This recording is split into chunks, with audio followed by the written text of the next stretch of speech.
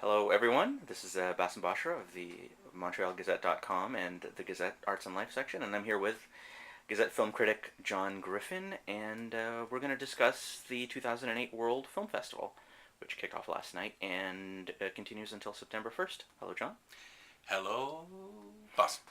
And John, let's talk first about the festival and the state that it finds itself in 2008. It had some rough years recently, but how's it faring these days? I'd say it's stronger than it has been in years, which is to say that it's probably off life support. Federal funding is back in place.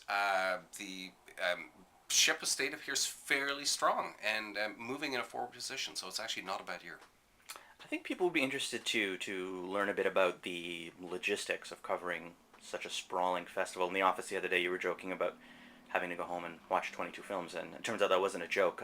Tell people a bit about the process. Well, I'm assuming the camera doesn't lie, so you're just looking at me, and you're looking at a man who's been watching way too many movies, way too many different categories, and way too many different countries over the last 4 or 5 days. With the plans of doing a bunch of mini reviews that'll be in Torrance paper and up on the web. It's exhausting. I cannot tell a lie, but at the same time, it's fascinating, especially with a festival like this, which basically traces lesser-known directors from obscure countries, so that it's not as if we're going in waiting for the blockbusters. These are films that we've generally never heard of, and some of them turn out to be real gems. There's usually quote-unquote breakout country at certain festivals. They have a bunch of movies that people are raving about. Do you think there's a contender this year for a standout country? It's hard to say what the standout country will be because I haven't seen everything, but Bavaria is a country in the spotlight this year. And a film I've seen called Cherry Blossoms by Doris Dori from Germany, well-known director, set in Japan and Germany, is actually very strong. Are there any other films that people should be looking out for this year? Yeah.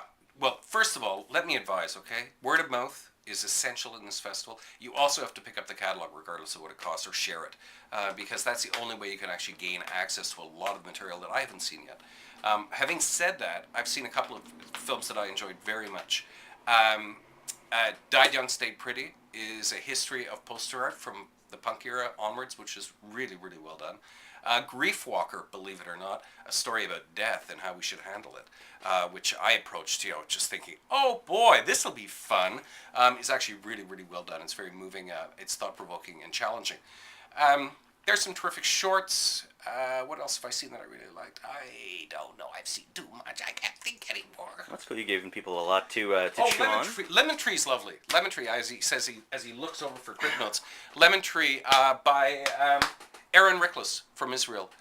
It's basically about the fortification of Israel. It's a fiction piece, but it's really well done.